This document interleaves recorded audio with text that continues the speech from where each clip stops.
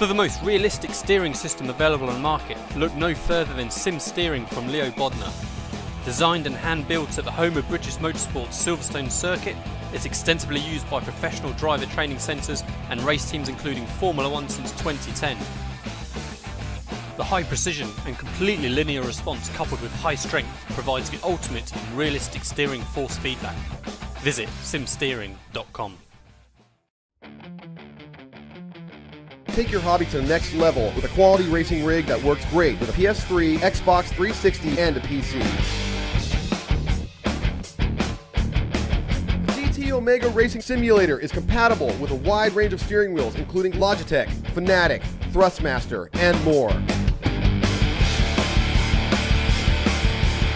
The GT Omega is available now worldwide by going to www.gtomegaracing.com.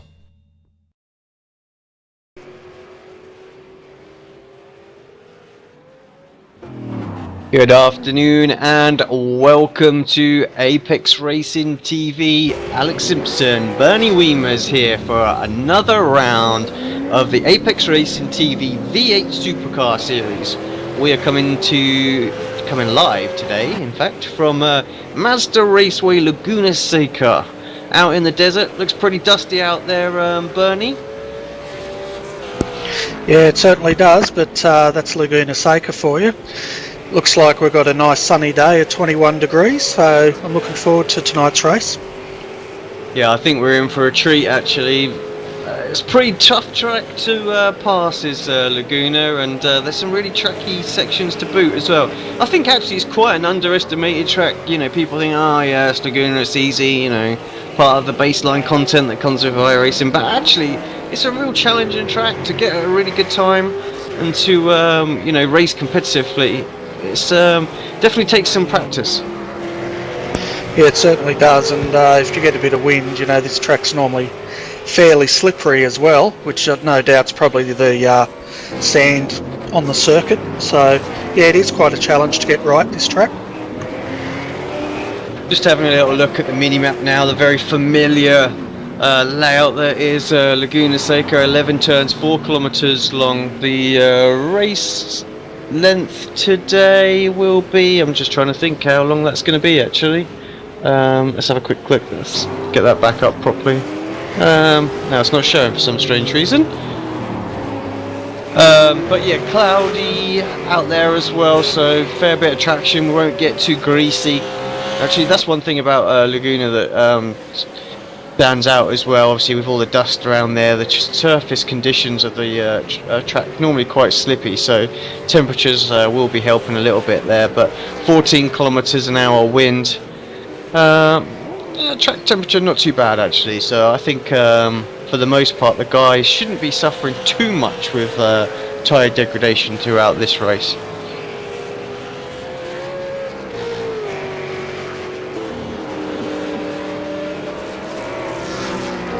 Just you might have seen on screen at the moment, we've got a little logo down there for Runfortina and a URL link. You can find a clickable version of that in the description below with some details about that. But Bernie, just you got a little bit of the backstory on that. I wonder if you can just tell us very briefly what that is, and I know we're going to get Shane up later on to have a quick chat with him. Yeah, okay. Basically what Runfortina is, it's a bit of a charity event that Mark suggested we run tonight for one of our iRacers called Shane Best. His mother-in-law's got a immune deficiency type of disease, which is actually means her immune system's attacking her brain.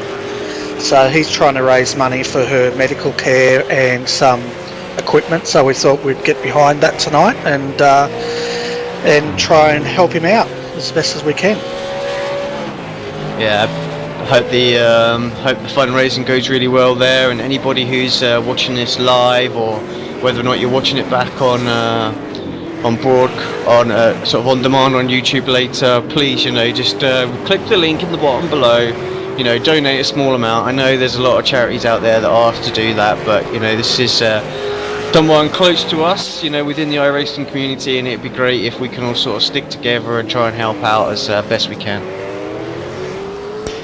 Yeah, that's right, and it's been really good in a way because it shows how close iRacing community is. There's a number of teams out there tonight running the banner and getting behind Shane and helping him out financially as well. So I'd like to thank all the iRacing community for taking this on board and helping a mate out. Yeah, it's great. Actually, I think that's one thing about the iRacing community. You see through you see a lot of moaning and groaning and this and that goes on, but when it comes down to things like this, everybody sticks together, which is great. Yeah, that's exactly right. It is really good. Right, let's just quickly run through some of today's sponsors as well. Kimmy's Royal Fencing, always there, and thank you for that. And last race that I was involved with, obviously, it was a bit of a race to Kimmy as well. So I think there's been some prizes given out on that as well. So I hope you guys have received them for Driver of the Day. I think Bernie might probably contacted you for your vote as well. Yes, he did, and he sent the money out, which is great. Let's also not forget your kind self as well. Redback Racing back in the league this season. Sorry. So thank you for that, Bernie. Yeah, no, you're welcome, mate. And Coastal Kitchenware. We don't see too much of Tom around at the moment. I know he's a very, very busy man, but yeah. So if you're after some kitchenware, get in touch with Tom on the forum. But yeah, big thanks to them for sponsoring. And let's not also forget our kind selves as well. If you like what we do, don't forget to hit that subscribe. Share the video out, get it out there on Twitter and Facebook. Help us build up our audience a little bit. So I'd like to see our subscriber numbers hit 1,000. That'd be great to see. Yeah, and the other one I'd like to thank is Redbeards. Did we mention them? For yes, all Redbeard. your comics. Yeah, for all your comics and things like that. I think it's redbeard.com.au. Yeah, thank you for that. Bernie, give me a kick later so I get that drop down done for them. Yeah, no worries, mate. I put my foot in it enough last week. It's your turn this time. So we've got about a minute to go to the end of qualifying, and it looks like our mate Jake Burton's leading at the moment with a 122.5, followed by Tobias Cherney with a 122.6. Yeah, pretty familiar story for this season actually, those two nip and tuck in qualifying. I mean, just to sort of quickly look at the championship standings as they are at the moment, Kurt Stenberg actually leading the championship, obviously with all 8 races counted so far. 402 points. Jake Burton in second with 7 races counted, 383, and then Tobias Cherney with the 6 at 322. So those guys are got some drop rounds to come. So that's actually pretty close when you consider it. So Aaron Hamilton in 4th. Dylan Shepherd with last week's result moved himself into the top 5, and he knocked out his Synergy Sim Racing teammate Dean O'Brien out of the top 5. Brendan O'Brien in 7th place, your man Nils Jordan in 8th. You must be happy with that, 8th overall. Yeah, that's brilliant. That's really good going for Nils. And another strong performance from Yelena in 9th place as well. Rounding up top 10 is Chris BM and the High-Tech Sim Racing car. Yeah, Watkins then, Bernie, just as the guys finish up and we can show the grids. I mean, pretty much the Sim Instruments Motorsports domination that week. Yeah, pretty much. They got out in front and pretty much led for both races. No one could really catch them once they got out there. I think they were using the draft to their advantage, which was interesting to watch as well. I just see Katie just running a little bit wide, probably going to be the end of her lap there with the off track that you get. So got a couple of drivers coming across the line now. Let's just take a quick look at qualifying. No change really. So yeah, Jake Burton going to take pole position unless somebody's still out there. I'm not sure they are. No, Scott's out there, but sure how he's running down in 13th. So yeah, Jake Burton then on pole position, 122.523. Tobias Shelley just a tenth of a second behind him. Sam Sutton, ever consistent in qualifying, in 3rd place. Kurt Stenberg in 4th. Aaron Hamilton is 5th place. Luke Emerton in 6th. Mark Warmington is in 7th. Craig Jones 8th. Andrew Vince in 9th. Yelena is in 10th place. Alex is in 11th, followed by Shane, Scott, Katie, and Scott Stevens in 15th. Nils is 16th, and Timothy. We had Chan, Paul Gorell, Brenton O'Brien didn't set a qualifying time, and rounds out your qualifying order.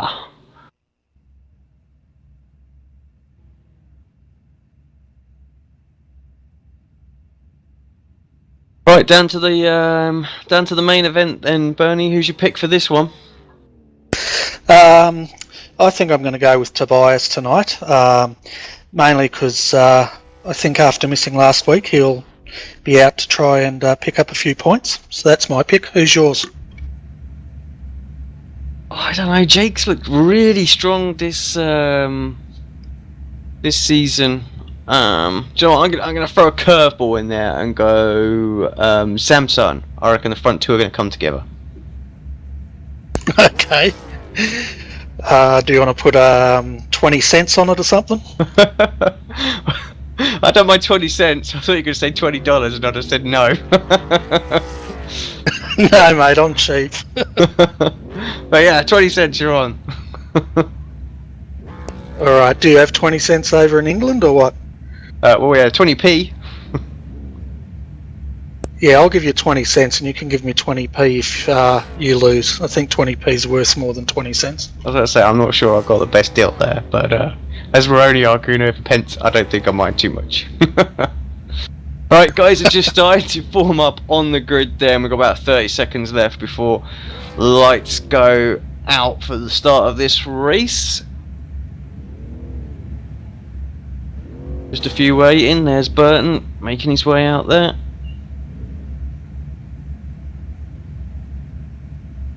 I have to say, Kurt's got a big job. He needs to really get himself past the two guys in front of him to help his teammate out here.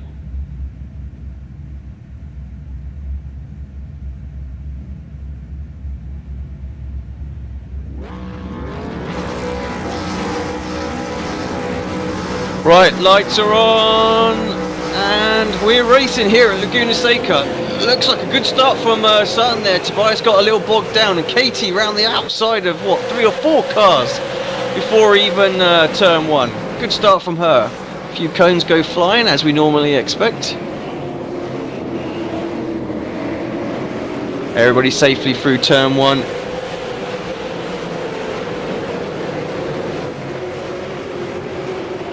Yeah, so it looks like we've got Jake out front, followed closely by Tobias, and then Sam, and then Kurt Stenberg. So your prediction of them coming together didn't quite happen, but yeah, we'll see how we go. The race is long, and now I understand why I have got no laps showing, because we're down to a timed race. So, silly me. Like you said, my turn to stick my foot in it.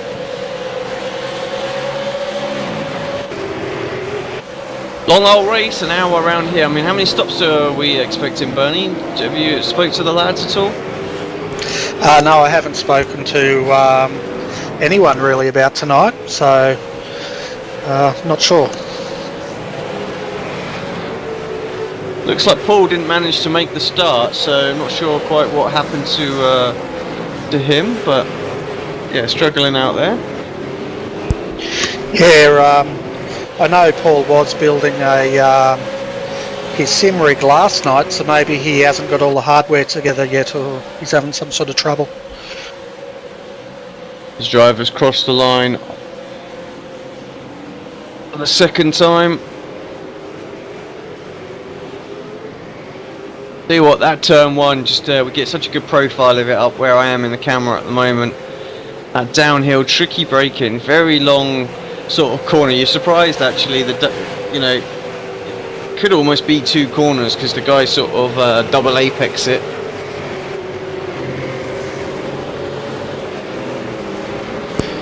Yeah, I'm just having a look here. It's good to see Aaron Hamilton back up in the top 5 tonight after he had a bit of a shocker last week, so he's looking a lot more racier. Yeah, I mean, Aaron, he has, he definitely has his ups and downs, doesn't he? He's quite consistently quick up there, but he does seem to get involved in the odd little incident here and there, and he's actually starting to pile the pressure on Kurt Stenberg here now. Yeah, that's right. I think that's what the issue last week was for Aaron, was I think he got involved in a few incidents during the races which put him right down the field. So it's good to see him having a better night tonight. Well, as they cross the start-finish line, the front 3 are separated by, well, just under 1 second. So it's pretty racy out there between all of them. So my prediction may still be alive. Yeah, and it looks like Sam Sutton just set the fastest lap time.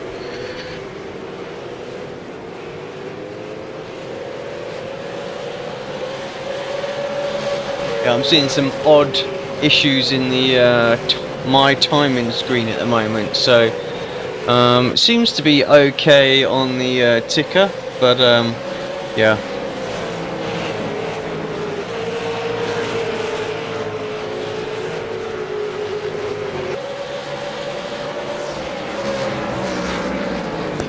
Well, at least you got a ticker, mate. Mine doesn't even seem to be working over at this end. Yeah, definitely must be something going on with the server at the moment. Just not firing us the exact information we want out of there. Hopefully we can get that sorted a bit later. Kurt Stenberg slowly catching up to these two. I say slowly. He's probably caught back up a little bit this lap. So I think with these 3 in such close proximity, actually, we'll. I might have quite a good race on here, and I know Tobias is very patient sometimes, and I think if he starts to have a little battle here with Jake, we'll easily have a 5-car grouping. Yeah, I think the 4th and 5th are starting to pull in the top 3, but this sort of race I think sort of suits Tobias more than the sprint rounds, because as we know, he tends to like bringing in race strategy into these sort of things. Yeah, a longer race is an hour as well, so I'm guessing, well, my prediction is I'm thinking 2 stops minimum, maybe even, depending on the fuel restrictions, maybe even the odd driver having to do 3. Yeah, it'll be interesting to see how it shakes out. I think one sure bet though is I reckon Tobias will go for a 2-stop strategy.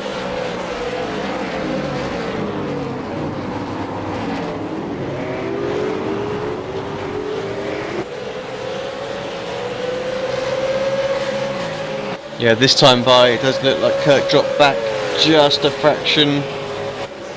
2.9 seconds now is the gap to the leader, so and Aaron's fallen outside into 3 seconds. So, but all 5 of them going with. Behind these guys we have got Mark Warmington. He's got about 2 seconds clear on Luke Emerton at the moment, so looking quite strong out there is Mark. Luke Emerton about 1 second gap to Andrew Vince, and then Craig Jones in hot pursuit of him. Yeah, I think the reason why Kurt and Aaron's dropping back a bit is I think they're starting to battle each other for position, which the other 3 don't seem to be doing as much at the moment. Yeah, Yelena and then Alex, 10th and 11th. Those guys separated by less than a second as well. Just a good little group in here from 8th, 9th, 10th and 11th.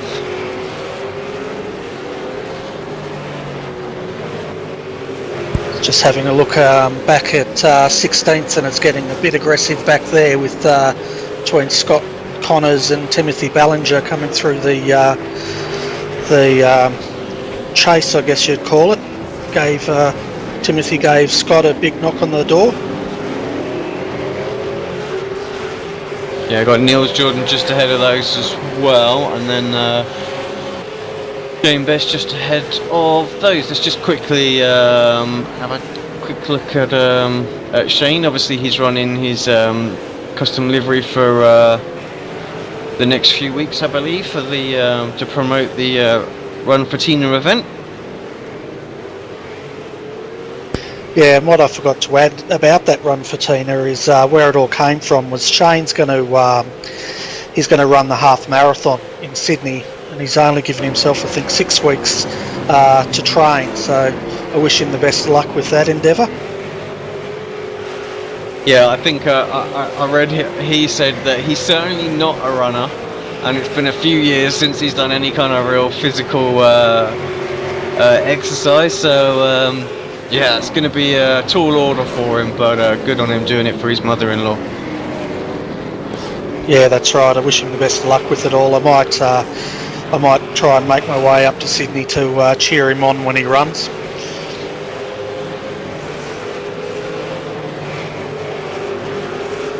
Yeah, Shane's running a custom livery tonight, which doesn't look half bad, if I must say so. Yeah, no, done a good job on that.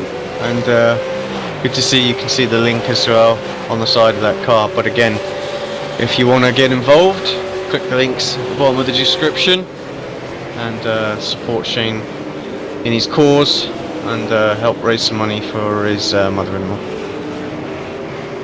Right, I'm back up front. It looks like we have missed Sam Sutton getting past Tobias Cherney. So I'm not sure what happened there, but they're 2 seconds behind Jake, so not sure if that was a little mistake, and we've got Kurt and Aaron hot on their tails. Let's just jump back and have a quick look, see if we can see what happened. Not sure we're going to go back far enough, but we'll try. Yeah, here we are, down into turn 1. Shane having a little look around the outside, Tobias defending very aggressively. Hugs the apex though, clips the curb on the exit there, gets himself out a little shape, but nothing really going there through that sort of sweeping right hander. Oh, he's dipped a couple of wheels into the gravel, and Sam's got a good run.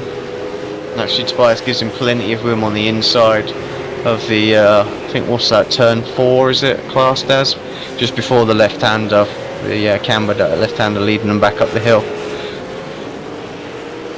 So yeah, little mistake from Tobias, bit of an unusual mistake. Don't normally see him doing that, but yeah, here at Laguna Seca, the gravel does slow you down a little bit when you do dip a couple of wheels in there. Yeah, that's for sure, and it could also spin you into the wall as well, because it's very slippery on that gravel around here.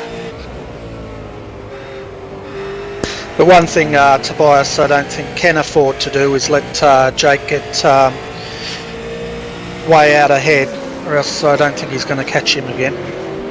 No, this could be a problem for him as well. As they crossed the line, they were 3.9 seconds behind Jake, so they definitely lost a lot of time in that lap. Like I said though, we've got a long way to go. Kurt Stenberg here just on the screen as well, still having to defend very aggressively from Aaron Hamilton.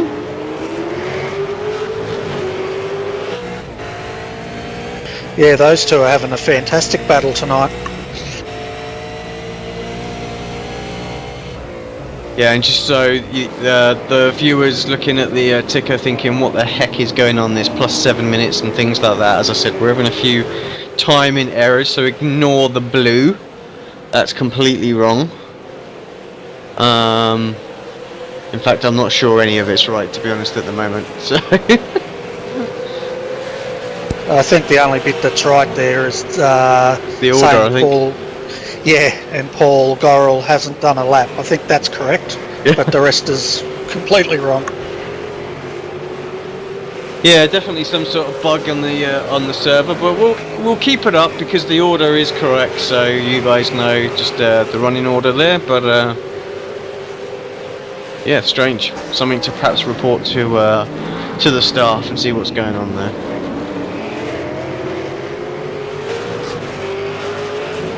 Right, Sutton actually closed in on Jake that lap, so he's not slow for sure. And actually, this is something we've seen with Sam in previous races as well. Is that his race pace is there always. He might be a few tenths off in qualifying, but actually he can usually run with the front guys.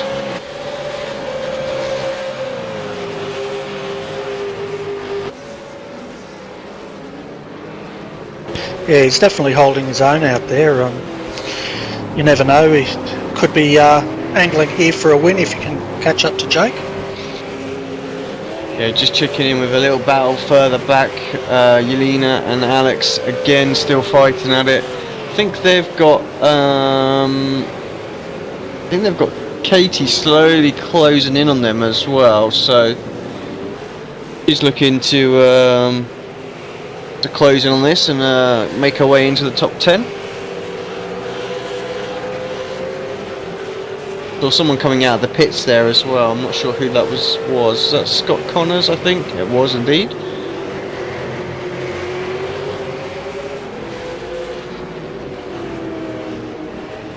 Yeah, and back in 14th, 15th, it looks like Nils is being caught up by Shane Best at the moment. They're having a bit of a battle as well. Yeah, very close battle here between those two. Going up under the GoPro bridge. And Shane just gets his line all sorts of wrong through that little left-hander. Tricky corner. You want to be as close to that inside curb as possible, but you don't want to hit it because that is a one-way trip to the gravel trap. Can really make or break a lap, that corner. Yeah, sure can, and I don't think the camera angle does that corner much justice. It's a lot trickier than it looks.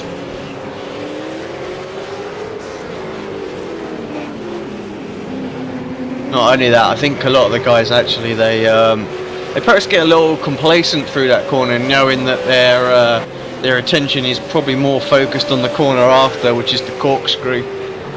Such a tricky corner and very difficult to know how to take that. I mean, I think all the times over on Laguna, it seems to be that you can make half a second up or you can lose half a second, and you're basically taking the same line on both laps. You're just slightly different. It's so tricky to get consistency through there.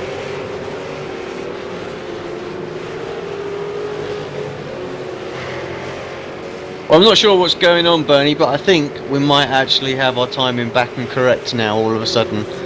Seems to have jumped back in there. Everything looks correct. There's a few battles going off now that I can actually properly look at. See, we've got this second, third and fourth still going at it, and fifth, sorry. And they're 6 seconds behind Jake now, so all the time this going on, they're losing time. So I think Tobias, he's going to need to make a move soon. Yeah, really suffered with that mistake. Yeah, he definitely has to make a move soon because Kurt's starting to knock on his door a bit. He really has to get past Sam and try to make way up to Jake if he can. It'll be a tall order, but if anyone can do it, I'm sure Tobias could. We've got Andrew Vince, Luke Emerton and Craig Jones as well. 7th, 8th and 9th. Pretty much nose to tail.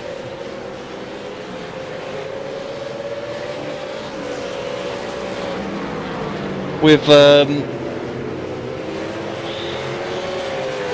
got Scott Connors actually. Looks like seems to be struggling out there at the moment. Scott, what's happening out there, buddy? Just I don't even know. I think I lasted 10 laps and I've actually got disqualified. You would not believe. Yeah, Laguna, very tricky. What is it? Incident point issue, was it? Yeah, sure was. Just came out of the last corner and just put about, I don't know, half tyre wide on the AstroTurf and gave me an off track, and there it was. And I've already, I came out of there, I know the corkscrew earlier and spun it, I think. So just an overall just terrible night. One to forget.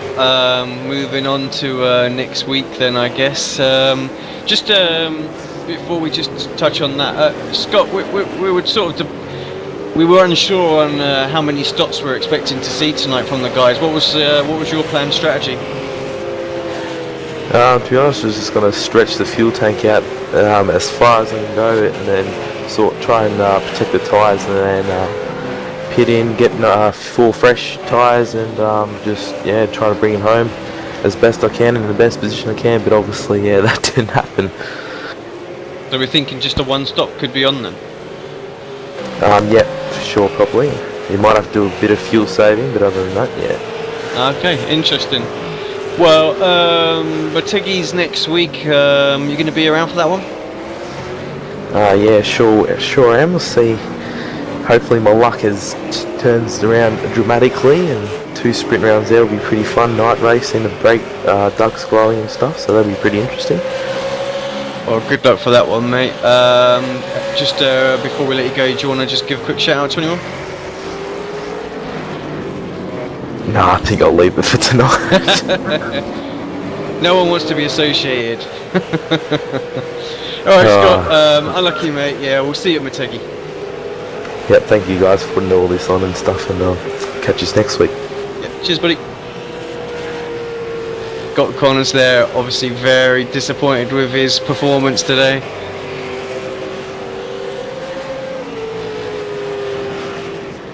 Can easily happen, actually, Bernie. This we forget really to mention that about the incident points, and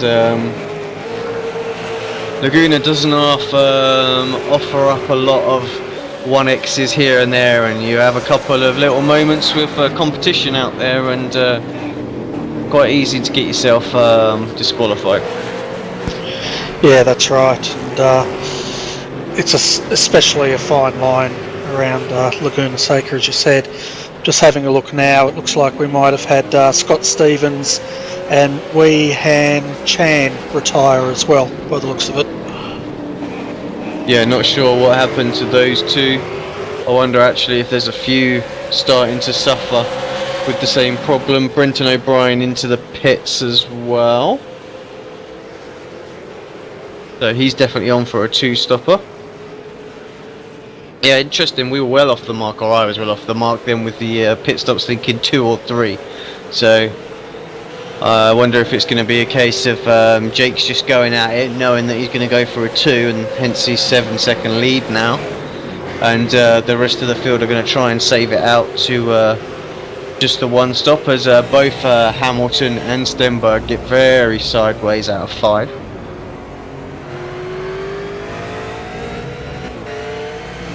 Yeah, well, this great big lead Jake's built up is going to help him a lot with his fuel saving, that's for sure. Where I'm not sure if 2nd and 3rd will have much opportunity to fuel save while they're battling so hard. Yeah, I don't know. I think actually they might be in a real good position, because well, certainly not 2nd, but Tobias actually might be in a really good position because he can use the draft and save fuel that way as well. He knows he's going to get a good run down the straight, so if he plays his cards right here, he could be saving all the fuel he needs for this single stopper.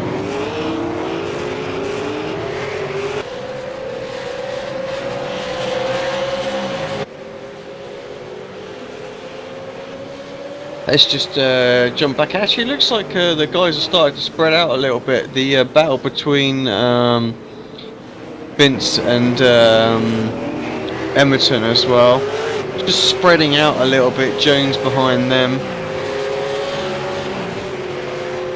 God, probably, what's that? It's about 1.5 seconds between each car there. Nice to see Craig Jones also brought in the Runfortina logo on the front of that car.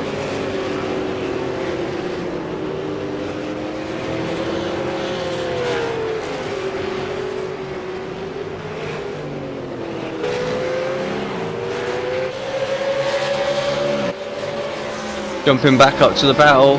It's the main thing that's going on at the moment. Everybody really starting to separate out. Probably got always 7 minutes away from the halfway point, so guys now are perhaps paying attention to what's going to come on with the pit stops and making sure that they save the fuel they need to get to the halfway point. Tobias in, he's certainly not going to do it. Perhaps feels like he's just being held up and too much now. 7.9 seconds was the gap last time by as well, so let's see how this pans out, but that's definitely a bang on 2-stop now. Yeah, I think so. He might be trying to use an undercut or something to get past Kurt. Who knows? Or Sam, sorry. Yeah, I mean, we've got, it's going to come out, where's he going to come out behind? So Luke, Craig, they're all through. Yelena's just gone through.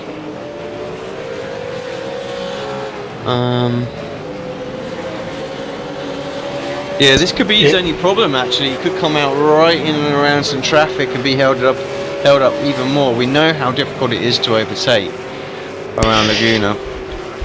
Yeah, it looks like he's going to come out right behind Katie at the moment, so, and they're in a big battle, so he might find it a bit tough to get past these two. Actually, it looks like Katie's going to get past Tobias's brother here, Alex. Pretty much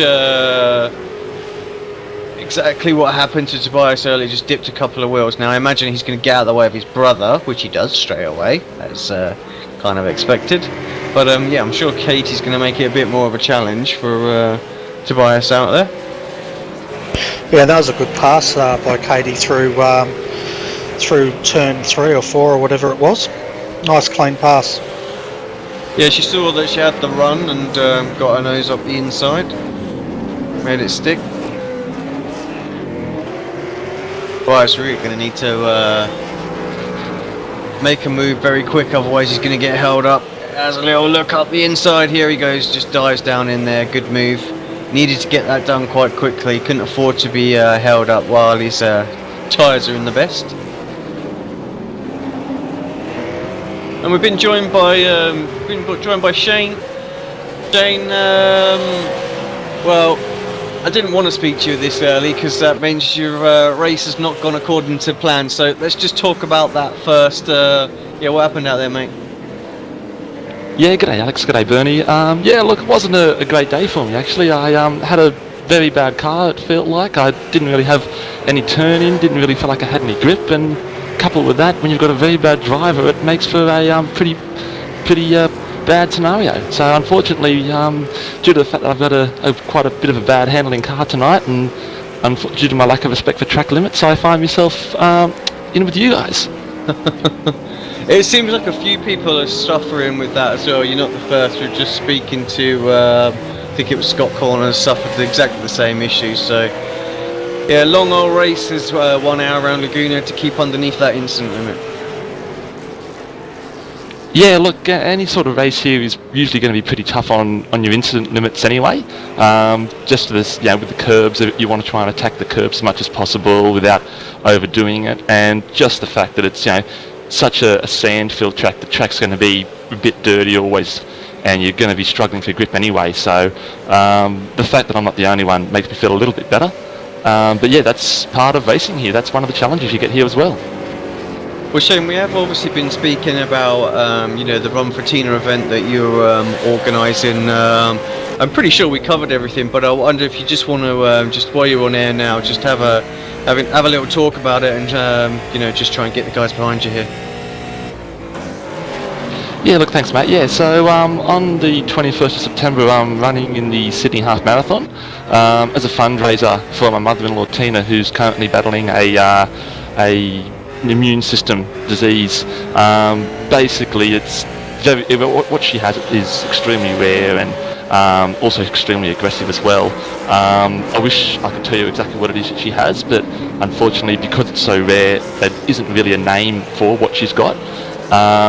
Basically, it's her condition is that her immune system is attacking her brain, and of course, when you get when you're dealing with anything sort of to do with the brain, anything's bound to happen. So some of the things that She suffers from fatigue quite a lot, quite serious fatigue, to the point where like hanging out the washing is exhausting. It's an exhausting thing for her to do. She also does suffer with tremors occasionally, and also her speech can suffer. She's having a bad day. Her speech suffers just in terms of getting the words out of her mouth. She has, unfortunately, had a tendency to stammer or stutter, or even halfway through a sentence she'll forget what she's saying. And you have to sort of jog her memory or finish the sentence off for her if you can. What she's got isn't really nice at all, unfortunately. So I've just, a number of us, some friends and some family are running as part of the Sydney Running Festival to try and raise some money for Tina, and the money that we're raising is going to go towards just basically improving the quality of life. Basically, it's going to try and provide some money for her medical bills, and also help her out with some mobility aids as well, because she does have a very difficult time walking. She's on the medication she's been on for quite a long time. It has affected her hips quite seriously. So as a result, now she's mostly confined. Whenever she goes out, she's confined to a wheelchair, and at home she just sort of gets around with the aid of a walker. Unfortunately, she's not in a great way at the moment, and we're just trying to raise a bit of money for her to try and help her out as much as we can, and just provide a bit of quality of life for her, because at the moment her quality of life isn't great. Well, I wish you all the best with that, Shane. I mean, just for the guys watching the broadcast, the link is down in the description, as we said. Please click that. Go to the mycourse.com or website.com.au, website, and sponsor Shane for his run, and help his mother-in-law out. Yeah, thanks very much as well, mate. Thanks very much for this. I also quickly just wanted to give a quick thank you to basically everybody who's helped supported me with this. All the guys on here, KRF Motorsports, Redback Racing, and even Sim Instruments as well, who have kindly come on board and all offered to run the logo on their cars in some form. It's when we started this off, we really weren't sure if anybody was actually going to care at all. Just because it's another thing that somebody's trying to fundraise for. So we really weren't sure what sort of a response we were going to get, and the response we have received from everybody, not just our iRacing community, but everybody in general that's heard about our story, has absolutely been phenomenal, and it's really, really touching, and we really do appreciate everyone's support, and really just want to say thank you so much. It means a hell of a lot to us that you guys have jumped on board and helped us out with this. No, it's it's our pleasure, Shane, I have to say. So wherever we can help out, we will do. I think you're sticking with us for the rest of the broadcast. We've got about half an hour to go. Mate, if you're happy to have me here, I'd be glad to stick around for a bit. Yeah, no problem. While we've been chatting, so looks like the guys have started to fly into the pits. So it looks like Tobias has got the jump on Sutton. So the early pit stop, even though he had to fight through some traffic, has paid off for him. Jake Burton's also had his stop, quite a long stop. So the gap between him and Tobias only down to 6.8 seconds. So we'll see how that pans out. But I think that's a tall order for Tobias to jump back at the moment. Yelena's still out there in third place. Sutton is fourth. It looks like Aaron Hamilton has also jumped Stenny in the pit. So not a good stop for Kurt. He finds himself at the back of this pack at the moment. Yeah, while you're having a chat, I think Jake was the second one to pit behind Tobias, and that's obviously worked out well for him. Yeah, I think we'll probably see these next couple of laps. Actually, Jake will just build that gap up a couple of seconds just with the initial fresh rubber that you get. We'll see how those two pan out. I mean, I have to say Jake has been particularly strong all season, so Tobias definitely finding it hard to get the moves done, and just as I say that, he puts the fastest lap of the race in as well on 1:23.030. so he's flying out there full of confidence at the moment, and the drivers are struggling to keep up.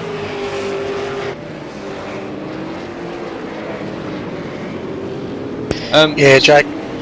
Sorry, Alex. No, you go. I was going to say, After last week, Jake must be riding on a bit of a high with his confidence after winning the last 2 races. It looks like he's got his eye on this one. Yeah, Sutton under a fair bit of pressure from Hamilton as well. That gap down to her 0.4 of a second. Scott, you've obviously done a little bit of practice here this week. I mean, what's overtaking like around this circuit? Sorry, Shane. That's you. Yeah, my bad. Sorry, guys. I thought, hang on a sec, when did Scott jump in here? Yeah. Sorry. Yeah, that's all right. Oh, look, you know, this place, I mean, we all know what this place is like. We've all, you know, been here a few times before. Overtaking is, yeah, not difficult if you've got if you catch the person in the right spot at the right time. If you do get them in the wrong spot, obviously you can get, yeah, you can mess with you a little bit. So a little bit of it is timing the run for the right time, but also, you know, there's a number of overtaking points. I mean, you've got turn 1, the final, going into turn 1, going into the final turn, yeah, even turn 3 is a good spot for overtaking, turn 5, yeah, there's a number of good overtaking spots here. So if you get the right person at the right time, it'll be definitely it'll be on. The question is, yeah, if you get them at the right time as well. We see Kurt just put a move on Yelena there. Actually, there's, but I think Sutton and Aaron all got past on that lap. She's going particularly long into this race. What do you think what the advantages of doing that from sort of her point of view with the people she was racing with earlier on? Look, to be honest, I'm not really quite sure. Personally, I'm not a big fan of staying out for as long as possible, just because of the tyre wear. Yeah, here this place is probably going to be pretty hard on tyres. Yeah, the elevation changes and just the surface of the racetrack as well is quite abrasive. It could just be the matter of fact of running for as long as you can and just try and get what you can out of it. Which certainly, you know, can work in the right circumstances. If those in front of you, you know, have issues during the race, you can make up a couple of spots, and then at the end of the race you've got fresher tyres and you can really work with that. So look, it probably is a little bit of a gamble, but if you don't have a go, you won't get any gain out of it. Yeah, I mean, when you take to the start of the race, I mean, knowing that you're going to do about 50%, do you fuel the car for a 50% run? Or do you just brim it up and just pit and put what you need in? I start with a full tank, just because I find that with a full tank, your strategy is a little more flexible. If you find that you're starting to, your pace is quite good and your tyres are hanging on, you can go for that little bit further, pit a little bit later. One you need to take on, you know, you take on the same amount of fuel, but it's the tyres. And that's the big thing. So I find that starting with a full tank leaves the strategy a little bit more open in terms of tyres, but generally I will start with the full tank, run it down to about halfway, do a quick sum in my head, and then just top up with what I need to get to the finish. Yeah, I wondered if there was a sort of fuel element to it as well, where you could have a quick stop, but yeah, it sounds like the guy's probably doing much of the same thing, so just I'm going to take a bit of extra fuel and just work with the tyres as they need to. Hamilton still trying to find a way past Sutton here. Stenberg dropped off a little bit now from this battle. I'm not really sure what happened there last couple of laps. He's been about half a second a lap slower, so struggling all of a sudden out there. Rest of the pack starting to really spread themselves apart. We've still got KT and Alex having a bit of a battle. It looks like Alex got himself back past KT during the pit stop phase, so not what she would have wanted. Yeah, while you're talking about the pit strategies, guys, Yelena did come in and pit. I noticed she was the longest running driver tonight, so she came in 4th and she's back out there in 10th. Now it looks like it says she's had 2 stops, but she hasn't. She's only had 1, so her timing monitor might be playing up. Yeah, still seeing some issues there. Fortunately, the interval and main gaps on the ticker are back and working okay.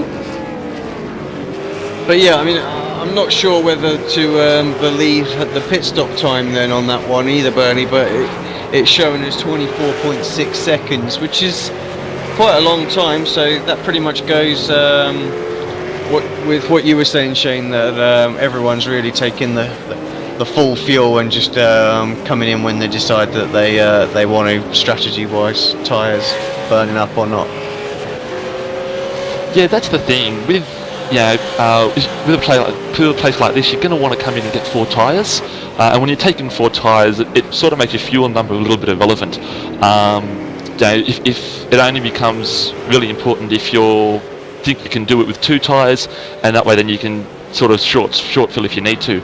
But with a place like this, I'd say 9 times out of 10 tyres, so 4 tyres, and on the 10th time think about it and take 4 tyres anyway.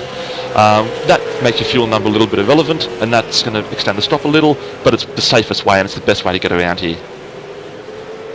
Now Brenton O'Brien coming in for his second stop, so he's obviously had enough with that rubber and wants some fresh. We'll see Brenton later on for the PitTalkAsia.com GT Simulator Championship. That starts about an hour after this race will finish, so don't forget to tune back in for that one.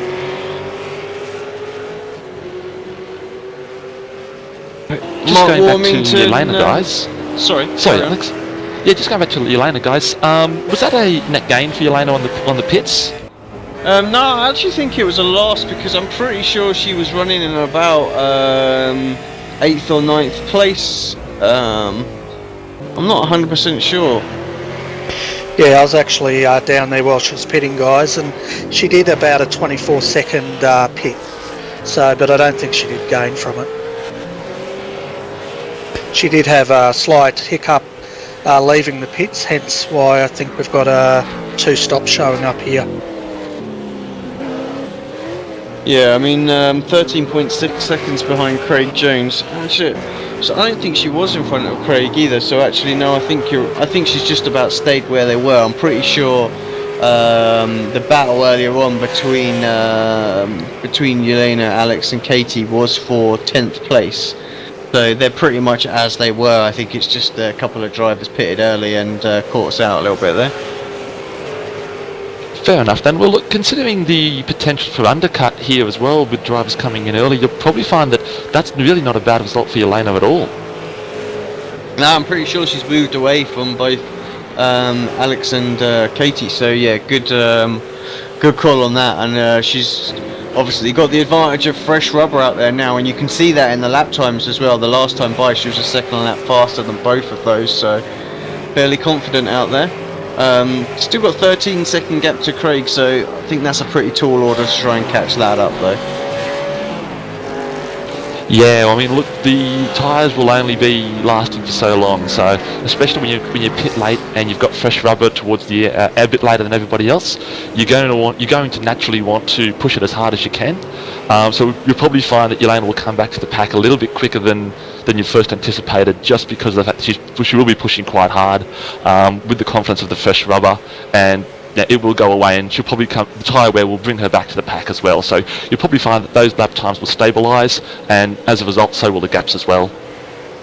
Hamilton now just 0.2 of a second behind Sutton, really starting to put the pressure on. He wants past there, both closing in on Tobias as well. So we thought perhaps Tobias would pull away once he got this undercut, but yeah, that's not the case. Burton consistently faster than these three, so seems to be able to hold on to his tyres a lot more than the other guys, which is surprising actually when you see his teammate Kurt struggling out there to hold on to these 3 cars in front of him.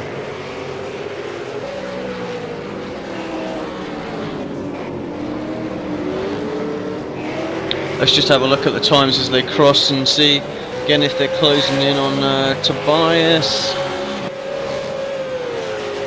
Tobias sets a 124.4. No, actually they lose a couple of tenths of a second, so it's just perhaps managing that gap and thinking seconds the best he can do here. Yeah, that is a possibility. When you're in that situation, one of the things you've also got to manage is the car behind you as well. If there is a big gap to first place, then you've also got to think about the car behind you as well, because if the car behind you smells blood, they will be coming, and they'll be coming quite quickly for you. It's always easier to put the lap times in when you're chasing someone down than it is to put the lap times in when you're trying to defend.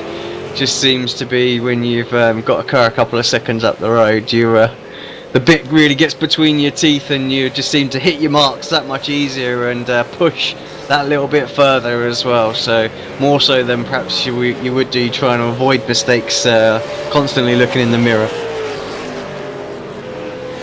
Yeah, that's definitely right there. I know personally if I'm following someone who is slightly quicker than me, then yeah, my lap times will come on and speed up to try and match them and sort of keep up with them as well. And it's not even a purposeful thing; it's just a natural thing that happens with any driver.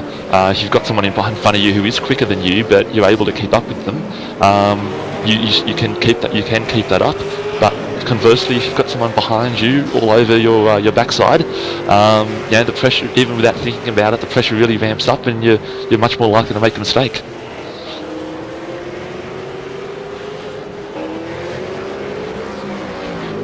Just having a little look on screen now, Luke Emerton really starting to close in on Mark Warmington. Pretty much, I think it's been the story of the race. Drivers closing in, but no one able to seemingly to get on by. So like I said, I think it's all about putting as much pressure on and forcing them into a mistake towards the end of this race.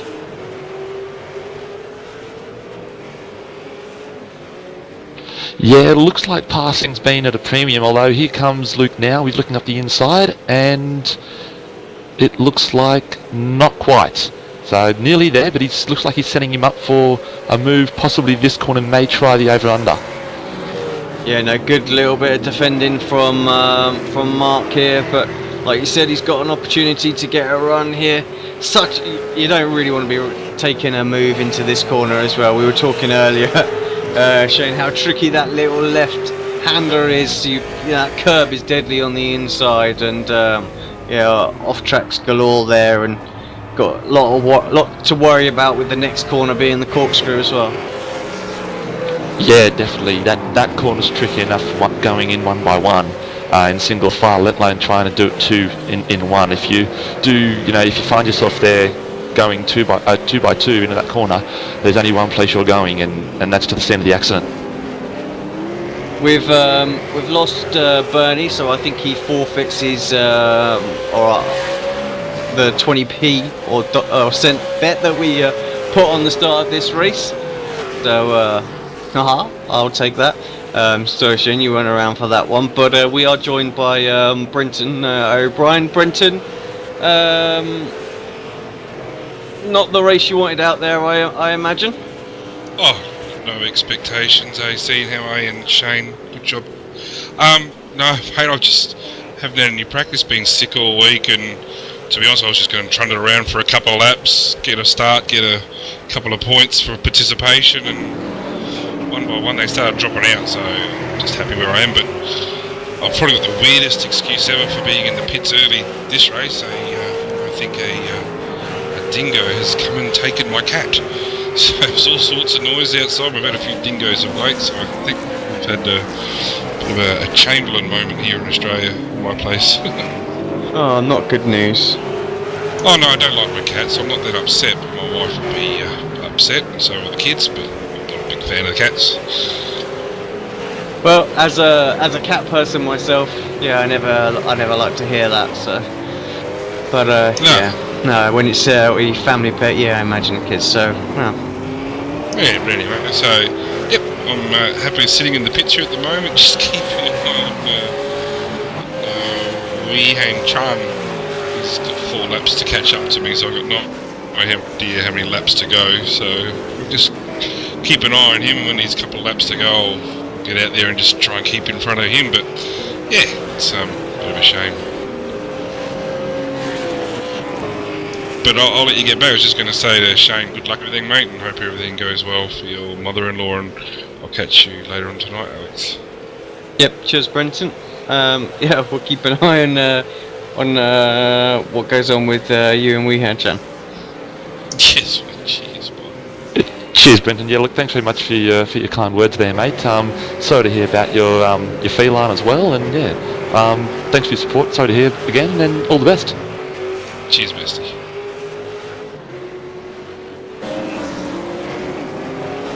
Yeah, we've been just keeping an eye on this battle between Luke and Mark. Seems to have cooled off just a little bit. Well, there was 1 point something seconds, but I think that's closed right up through the corkscrew again. And I'm sure they're going to carry on going at it.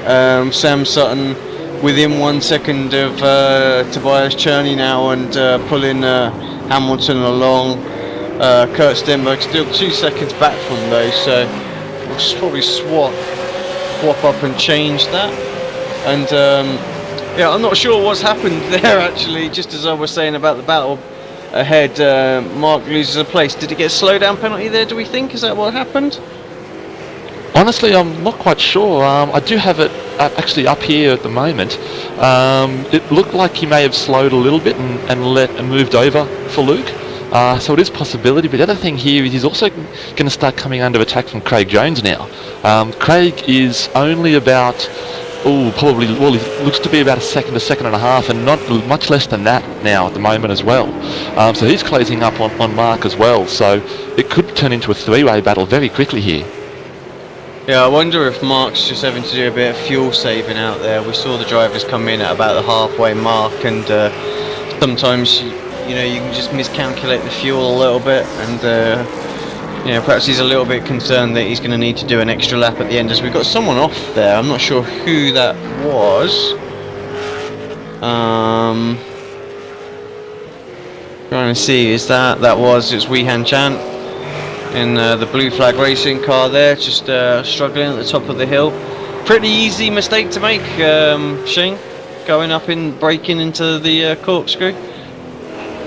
Yeah, it definitely is. You've got to have your brake bias set really well there to maximise your brake performance, and also just try and get it stopped in time without losing too much time there as well.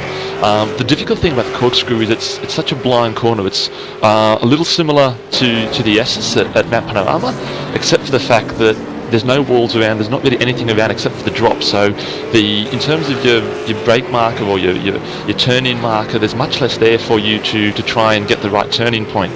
And if you get the turning point wrong, then yeah, you're going to get the cut track. So it is very difficult to get, but if you get it right, and it's a really good feeling.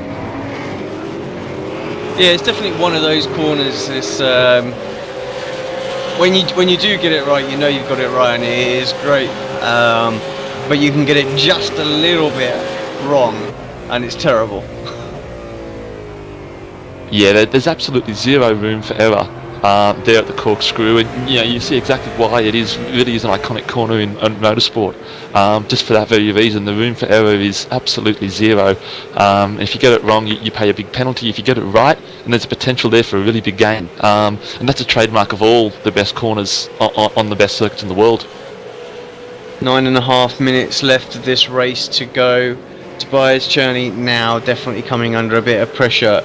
He's fortunate that Hamilton looks like he's banging the pressure on Sam Sutton a lot more though, so Sam really can't focus on Tobias. He's got to keep a little watchful eye both in front and behind him as well. Yeah, this is getting really interesting here for the second and third. Tobias has been in front and led this battle for most of the race.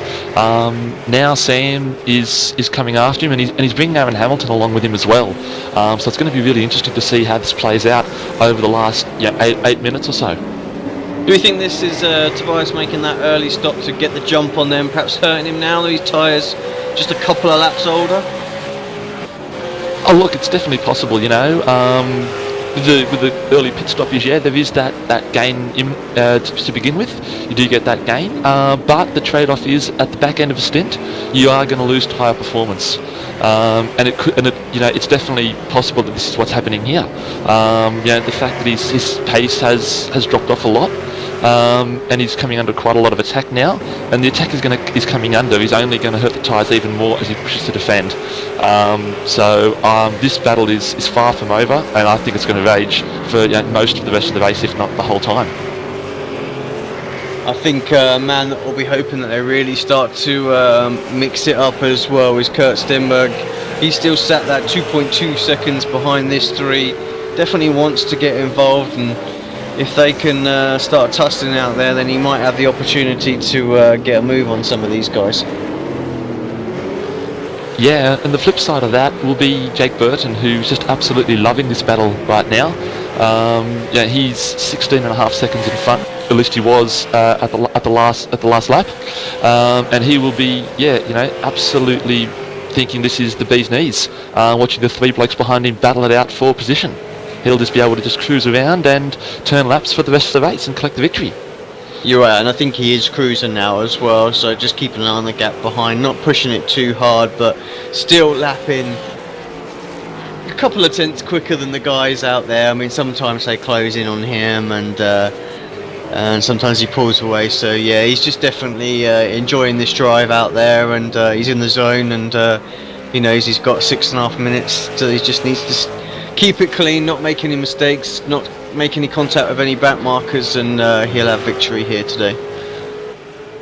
Yeah, look, that's definitely a sign of tyre management and gap management, and definitely he's earned it. He's been the dominant car this race, and he's really shown his stuff, and he's driven really high quality, and he's really led the field really well.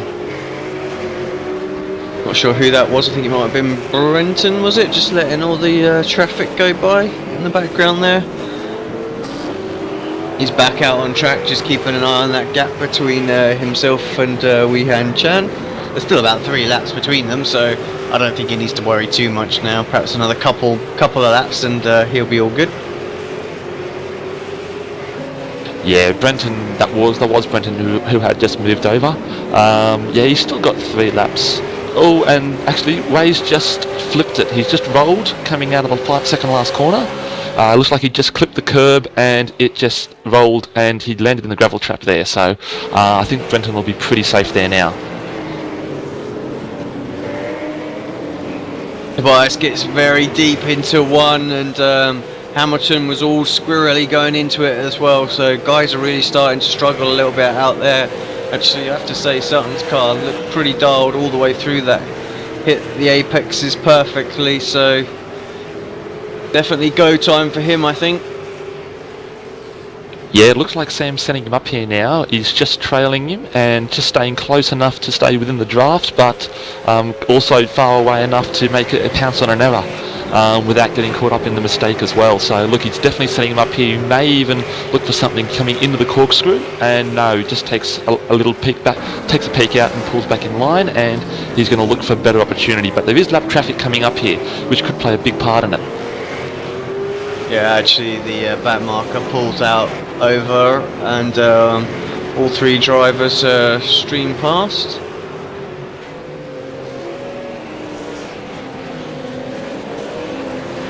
Yeah, and that leaves them just free to continue this 3-way battle again. Yeah, Hamilton actually having a good look. He's going to get a great run out of the final turn. This is his opportunity to move up. Instantly Sutton defends the inside, so Hamilton's going to have to go around the outside, just too far back to make it happen.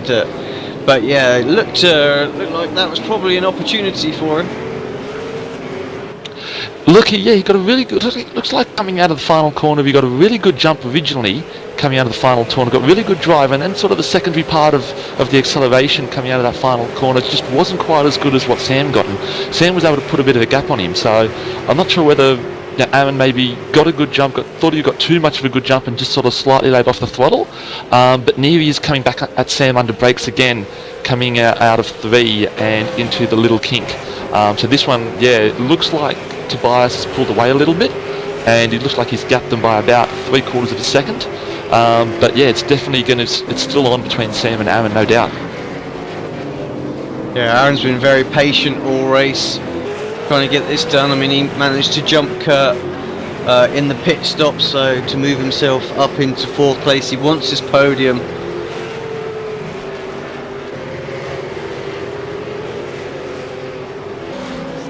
good to see him bounce back. Actually, we were talking to Bernie earlier on and saying that he had a little bit of a shocker.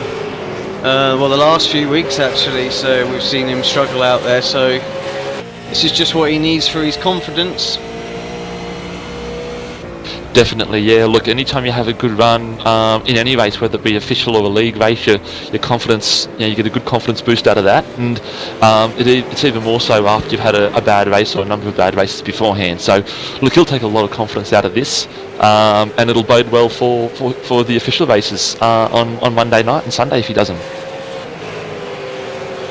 Yeah, for anyone tuning in and watching this V8 supercar race for the first time, wants to know what it's all about, obviously come and join us on iRacing.com. We run private league on there, which is this Apex Racing TV event, but there is also an official sanctioned series as well, which run on the Monday nights that Shane just touched on there as well. So great quality field in that one, and those are all broadcasted as well, I believe. So yeah, look, on here there's a number of really good drivers, and the racing's always close, and really, especially in the V8 series, it's always close and always really respectful. A lot of blokes know each other and rate each other a lot, so they've got that respect, and you see a lot of good, hard, fair racing, which is really entertaining and great to watch. Katie moves out the way for these three to come streaming past. 1 minute 20 left as they cross the line. I'm thinking they'll probably just about get this lap in, will they? So this one and another one to go for Jake Burton then. Nearly 18 seconds in the lead now. Yeah, he's definitely increased that gap, and now he's just sort of enjoying the last remaining laps of the race, and just going to try and bring it home as safely as he can without incident. I do notice that Kurt is still trailing these three of Tobias, Sam and Aaron in 5th, and he's close enough that if should any of those three guys trip over each other, he will be close enough to be in a position to pounce, definitely. Driver who's just made a little move up, Luke Emerton, I think moved himself up into 6th place, put a move on Andrew Vince into the final corner. We just saw the tail end of that. So good drive from Luke. We normally expect to see him up there fighting at the top, so lapping pretty consistently and pretty quick, but just so difficult to make gains here at Laguna, so it's been a long race, but yeah, moved himself up to 6th. I'm pretty sure he'll be happy with that. Yeah, look, that's that'll be sorry really to interrupt. Yeah, Sutton just looked like he was going to have a little move up the inside of the second phase of turn 1. Nothing going that time, but yeah, definitely piling the pressure on. White flag is out for our leader, so these guys have just got 1 lap to go. No, you're right, mate. You're right. No problems at all. Yeah, look, Sam's definitely put the pressure on, and actually, Aaron's still in the party, and he's going to look to try and make a move as well. So this could be a very interesting last half lap here. Yeah, just keeping an eye on them as they go up the hill. Our leader's going to be coming round. Oh, he drifts it round the second from final turn. Absolutely loving it out there right now. Great drive from Jake Burton. I think he did that for the camera. He knew he'd be watching. Definitely, mate. These leaders, they're all showmen and they love to strut their stuff. Here comes this battle. It looks like Tobias is going to hold on to it. It's going to be a drag race to the finish line for all 3 drivers, but I think it's going to finish as they are. Short run to the start-finish line here, and they do indeed just cross. Tobias takes 2nd place, Sutton in 3rd, Hamilton in 4th, Stenberg comes across in 5th. We've got quite a wait now until we find Luke Hamilton. Here he is, just going through the corkscrew now. Yeah, Luke's actually put quite a gap. Something may have happened to Andrew Vince actually, because Luke, I believe, passed Andrew Vince. It was the last pass that Luke made, and Andrew's just dropped off the lead lap there. Yeah, I guess he must have run out of fuel because Mark Wilmington's moved himself up to 7th as well. He's got a little bit of pressure, but I think Craig Jones is just too far away to make anything happen from there. Yeah, it's another one where they drag racing to the line, but yeah, Mark gets him. Mark will finish 7th and Craig Jones will take home 8th. Yeah, so Jake Burton takes the victory, lapping all the way up to 8th place. Sorry, so Craig Jones last of the lead cars there. So good little individual battles formed in that race, but yeah, the man who dominated it out there, Jake Burton, fantastic. Tobias played the strategy cool, got himself back into 2nd, so he'll probably be happy with that, but perhaps disappointed in the way that he couldn't keep with Jake today. Yeah, look, Jake really drove a really good race there. He was very, very dominant, and he'll be absolutely wrapped with the win. You know, any time you get 2nd, yeah, is really a good result.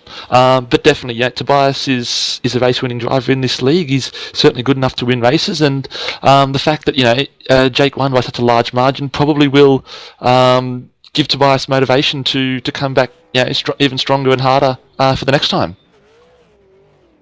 Right, just while we get a few guys start to jump into the interview channel, we'll go for a quick commercial break and see if we can't spoil up the replay of the start again, and we'll be back in a hot sec.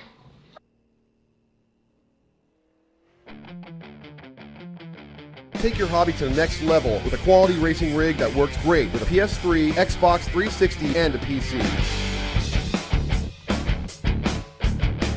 GT Omega Racing Simulator is compatible with a wide range of steering wheels, including Logitech, Fanatec, Thrustmaster, and more. The GT Omega is available now worldwide by going to www.gtomegaracing.com.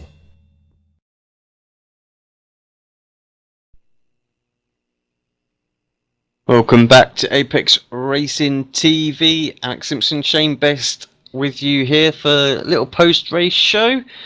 Who have we got down there that we can have a little chat with? Let's let's drag up Luke Emerton. Luke, congrats today on a pretty hard-fought race. You had to come through. A lot of drivers made a lot of moves. People out there really struggled to get an overtake done, but you managed to make it happen. Just tell us about your race. Yeah, thanks, Alex. And yeah, it was a pretty good race. I started 5th, dropped a few spots off the start, bogged it down. But the pit stop really helped. Just the undercut on a few of the guys there. I think Mark and one of the others managed to get out in front of them, and the setup was pretty good later on. So once the tyres warmed up a bit, I managed to stay ahead. But a nasty slowdown just before the pit stop, and apparently Mark got one just near the end there, and I managed to get round him with about 2 laps to go. So yeah, it was a good race overall. Yeah, I wondered. We wondered if it was a slowdown or whatnot. I guess that's just some of what can happen at the corkscrew corner. Yeah, it's strange. He was complaining that he shouldn't have got it. He reckons he only just had 2 wheels on the ripple strip, and I said to him the same as what I had. My slowdown was the same. I thought I only just dropped maybe 1 wheel off onto the grass there, and gave me the slowdown straight away. So. Anyway, it's we were seeing some server glitches today as well. Timing was all over the place and things like that, and I certainly have seen that in the past where sometimes the servers will pick you up in completely the wrong position and give you penalties and whatnot. So yeah, maybe a little something going off there, which is a bit unfortunate. Yeah, as I said, it seemed to be like equal across the board. So yeah, there's no real advantage or disadvantage. It seems like the server's pretty fair when it comes to those kind of cut tracks, but I mean, it's such a hard corner to get right. I mean, it's a blind turn down that big dip. You just got to kind of hope that you've got the right line. So, and we had a few drivers unfortunately get disqualified today as well. So keeping within the instant limit seemed to be quite tricky. I mean, Laguna's not known for being an easy course to drive. I mean, did you have to change your approach knowing that that was the possibility? Well, I'll tell you now, the new tyre models really helped on this track. There was like no grip on here with the old tyre model.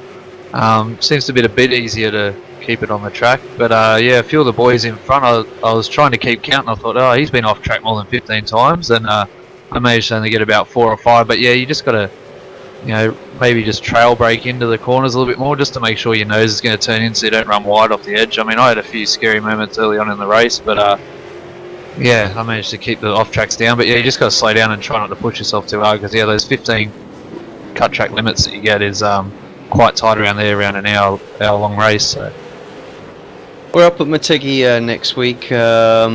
Probably another tricky to get to overtake on. What's the mindset going into that one? if it's the east course like it was last time it was running the series, yeah, it's very tricky, especially if it's at night. Very hard to see anyone, get your braking markers correct. But yeah, there is a few spots you can overtake there, but again, pretty tight. So I don't know if I'll run next week. I jumped in for this charity event for Tina, and it's good to be back with all the boys and say hello to everybody. Yeah, Shane, have you got a quick word? Yeah, look, thanks very firstly, Luke, I just want to say thank you for running tonight, mate. That's very generous of you, and we, our whole family really appreciates it. One of the things I noticed tonight was there's a lot of nose-to-tail running, but a lot of guys had struggled to make the overtake work. Do you have any thoughts on if there's a reason behind that, or how did you find overtaking cars tonight? Yeah, overtaking is very tricky around here. A lot of the time when you're following a car, especially close through the corkscrew, you can't see your lines properly. When I came out of the pits there in front of the other two boys, they were in a bit of a battle. So yeah, you can't dive in anywhere. And if you are following nose to tail, like there was one stage there just after the corkscrew, and I had Mark in front of me, and he changed his braking markers just for that lap, and it really threw me off. So yeah, it's just difficult. You just got to give each other a bit more room, and there was a little bit side-by-side action there, which showed how hard it was to actually get the pass done. So the only real times I got a clean pass tonight was with the couple of slowdowns that the guys in front of me got. So yeah, you just got to be consistent and let everybody else make the mistakes, I guess. Yeah, definitely. Look, one of the things we noticed as well was that a lot of the passing was done either by slowdowns or in the pits. How much did your pit strategy factor in when trying to make position on the track? Well, I was looking for the undercut. I was in behind a bit of dirty air, but behind Mark and one of the other boys, and I saw Mark jump in, and I thought the undercut should work here because the tyres were pretty much shot by the end of those 20 odd laps. And it seemed to work out great because I ended up making up an extra 2 positions there in my pit stop. And I think the boys got a bit held up, and I think Mark was saying I think he came in behind me, and yeah, he missed the undercut. So yeah, it did help a lot, and it was an easy way to make positions if you could just get a good in lap and a good out lap. Cool, well thanks very much for joining us, Luke. Yeah, if we see you next week, good luck there. If not, all the best in the official series and that you run. So yeah, enjoy your weekend, and we'll catch you soon. Will do, thanks mate, and happy Father's Day to all the fathers for tomorrow if you're down in Australia. Sunday Father's Day, so get out there and do something good. And just like to thank ARL TV and you boys for broadcasting it, and also SDC Motorsports, and also Mark for letting me jump into this series even though I'm not registered and normally don't drive in here anymore. So thanks boys, and it was a good race. Yeah, cheers buddy. Cheers Luke, thanks very much again mate. Right, I'm going to quickly bring up Mark Warmington. Shane, I wonder if you could just take this interview for me, just have to quickly pop off for a second. Yeah, not a problem at all, that'll be a pleasure. Actually, I'm going to, correction, I'm going to bring up Aaron Hamilton. Sorry, I realised Aaron was down there and he had a great little race, so let's bring up Aaron. G'day Aaron, look mate, well done, 4th place. How was the race from your perspective? It was interesting. I raced hard, the tyres held up really well, and a lot of the race was just playing it smart. I knew when I saw Tobias pitting on lap 16 that he was going to be short on fuel, so I just played the smart game, sat behind Sam, and with the hope that we'd both be able to pass Tobias, but Tobias is too good. Mate, yeah, you had a really good battle there with Sam and Tobias over, the last sort of 15-20 minutes of the race. When you're getting sort of that close behind two guys who are running nose to tail, and you're catching them, what's the sort of strategy in terms of trying to make one pass, let alone two, at a place like Laguna Seca? Well, I mean, in this case, I was just like, I'm just not going to try the pass, because I knew Sam was fast. And if I tried to pass, it just wouldn't work. And I was more worried about Kurt behind. So, I mean, in this race, I just wasn't even thinking about passing. But, if I was going to pass him, you'd be thinking ahead. You'd be studying him and seeing where he's weak, seeing where he loses time, and then try to take advantage of that. And often you've got to string through a few different corners to set up a pass. So, but Laguna Seca, tricky track to pass. Yeah, look, now when we spoke to Luke just a minute ago, we sort of brought up the idea of pitting to make track position. Did that sort of factor into your strategy at all, trying to work the undercut? Not really. I had an eye on the traffic because I know how long it takes to pit, and on my sheet of paper here I had lap 18, try and pit around then. I saw Tobias pit earlier. I was looking at the traffic and there was a nice little gap. And but I thought I'm at the back of this pack. I could. They're probably faster than me, so I wasn't really thinking about it. And then I got to lap 19, and I thought, why haven't they pitted yet? So I just like, yep, I'm at the back. They're about 20 seconds behind me, so if my tyres go off, I'm not really going to lose a position. So why not? I tried it out, and it seemed to work, and I seemed to be able to stay in front of Kurt. The undercut works if you don't get in traffic. Mate, how worried were you about Kurt coming from behind? He looked like he was closing in slowly but surely over the last section of the race. Is that the way it appeared to you? Were you really worried about him coming and joining the party in there? Oh yeah, I was worried. It may have looked like I was racing Sam, but really I was just trying to make sure, Sam didn't do anything silly so that I could keep in the draft and stay away from Kurt. I think at one point it felt like Sam was holding me up and I was getting a bit tense watching Kurt close back in, so yeah, definitely scared of him, but I'm glad I managed to maintain the gap. With the new tyre model on the V8 this year, how have you found the grip level compared to previous seasons at this track? Oh, it definitely drops off, and it's actually quite varied. We don't fully understand how the tyres work. There seems to be a lot of complex interactions between the weather and your pressures and the amount of fuel you have in your car. Fortunately this week the tyres are pretty good because the skies were mostly cloudy, so the track was nice and cool. The tyres held, but I did another race here on Friday as part of Nils Jordan's new league. And they had clear weather conditions and we were 1.5 seconds off the pace, and the tyres fell off at the cliff at lap 20. So it adds a lot more excitement and realism and really gets you thinking about the strategy. Yeah, okay.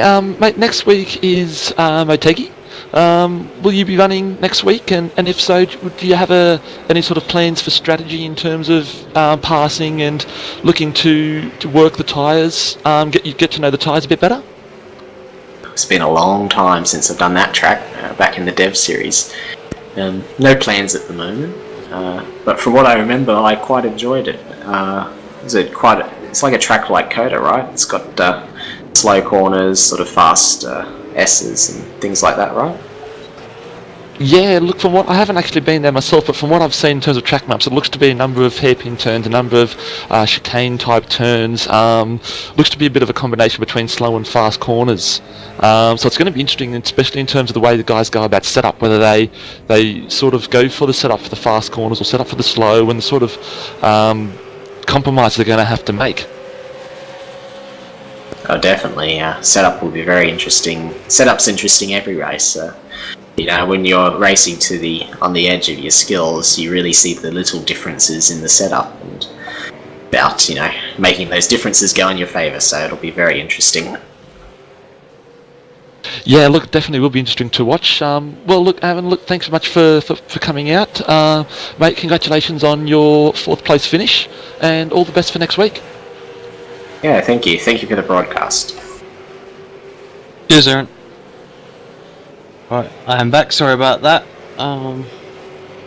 Right, we have got our race winner down there. We'll drag him up. Jake, congratulations. Dominant. That's all I can really say. Got a good start. Maintained your lead, and just yeah, I think after the guy started to squabble a little bit behind you, just pulled away, and looked like your tyres seemed to hold out a lot more than the rest of them. Just talk us through it. Yeah, what a race, hey? Yeah, it was certainly, probably of all the races this season, the one I've controlled the most. Got pretty good start and just used the clear air. Tobias hung with me for a bit, but yeah, as you saw by the qualifying pace, like, we're not that spread out at all. Like, I'm not that much quicker than any of them. It's just my positive this season has just been looking after the tyres. It's basically what's won me the races that I've won. Just let everyone else's tyres fall off, look after them at the beginning, and you have them at the end. So that's pretty much what won me the race, really, just keeping the tyres at the beginning and making sure you still got them. I guess you were out front. You didn't have any issues with dirty air or anything else like that. I mean, what was the traffic like to negotiate around this track? I mean, it's pretty. Speaking to the guys, it's pretty difficult to overtake. I mean, is that something you have to keep in the mind? Is the what the traffic's doing when you're way out in front, and perhaps little lapses of concentration might creep in? Yeah, well, the advantage of having the lead that I had tonight is that whenever I came up on a lap car, I had the opportunity that I could be quite patient, and there's no need to be hasty with it and get ahead too quickly. So, and a majority of the guys were good and hopped out of the way and just respected everything, and yeah, that's what we really wanted. But as for the overtaking part, it's definitely difficult to overtake here, which is why I think the result of the race would have been different had I not have beat Tobias to turn 1, which is why I really focused to try and get a good start. So, well, up next is Mategi. It's probably no easier to overtake round there than it is here. So similar sort of mindset going into that one. of course, I've never raced the V8 Supercar at Mategi before, so it'll be something a bit different, and I've never raced the V8 Supercar at night before, which will also be something a little different. So we'll go there, heads high, and see if we can keep this form. Yeah, I mean, talking about form, we sort of touched on it during a race that you have been in great form this season, and you know, it's championship position. Obviously, you were behind your teammate, but then you've got a drop week in hand over him as well. So this result today is probably going to consolidate your position back at the top of the table. So yeah, great showing so far, and just I guess now we're in towards the run-in, so the attention clearly is on the championship. Yeah, of course. Not just for myself, but my teammate Stenny as well. I mean, we're going all out for that team championship. We won it this season, and yeah, I just think provided that I keep some consistent finishes, the Drivers' Championship should come. But it's never easy at all, man. It's far out when you got Tobias and Sam and Stenny and Dean O'Brien and guys like that with such high levels of talent chasing you down every race. It's not easy to keep it up. So we'll try our best and yeah, keep it up. Shane, you got anything for Jake here? Yeah, g'day Jake. Look mate, first of all, congratulations on the win. Really good win there, really dominant. I got to say that when I actually painted my skin for tonight's race, Mum was very quick to jump on and call it her car. So I've just got to say that she'll be absolutely stoked to know that one of her cars has come home and taken the bickies. Oh yeah, no worries. It was it's a great cause, and of course we wish your mum the best of luck and hope that tonight's race did something that was worthful. I'm sure I'm happy to bring the car home in first with the massive logo across the bonnet. Oh mate, yeah. Look, the support the guys, yourself and all the other guys have shown, me and my family at the moment has just been absolutely staggering. We started this off with, it actually started with two of Mum's family friends wanting to run the half marathon, and I sort of jumped on board once as soon as I heard about it, and I made a little posting on the thread to announce the car, and it just really took off from there. So it's been really wonderful to see. Just getting back to the race though. As you had the big lead and you're sort of moving along and moving away from Tobias, how much do you sort of worry about lap cars, even just spinning out in front of you and you tripping over them? I honestly didn't have much concern, to be honest, because as I said, with the lead I had, I knew I could afford to be patient and take my time. And of course, everyone in this series, the guys who are still getting used to it, your Alex, your Yelena and Nils, etc., they're all very respectful, that's the great thing about this series, they always give you the room that you need, and because they want to finish the race too. So great driving on behalf of everyone, which is probably what eased my worries. Yeah, look, it was a really good race to watch, actually. Behind you, I'm not sure if you're aware, but there was a lot of battles going on between Tobias, Sam, and Aaron, and Kurt was joining in as well. Just in terms of your strategy, because it looked like passing was quite difficult. Now, that obviously wasn't going to be a big issue for you. How much did strategy play a part in trying to build your lead? Well, yeah, of course. My strategy all season has just been to look after the tyres, as I said with Alex before, and I overfueled the car quite a lot. I finished with like 6 or 7 litres, but my concern was the fact that, with these timed races, you can accidentally end up with one extra lap if you're a bit too fast, and then if you've made it too close, you could be in trouble. And I think that's what Tobias found. So the strategy was just to look after the tyres, put clean, consistent times in, and build a gap and let them all battle amongst each other. And it worked out well tonight. So. Great, mate. Look, Jake, thank you so much for running the logo tonight, mate. It's really is appreciated by all of us. Congratulations on another great win, and good luck at Motegi next week. Yeah, thanks, mate. And of course, we've a great community of iRacers in Australia, and we all know that we're happy to support a good cause, especially with events like Racer Champions who've seen it before, and this is just another one, so best of luck. Thanks, mate.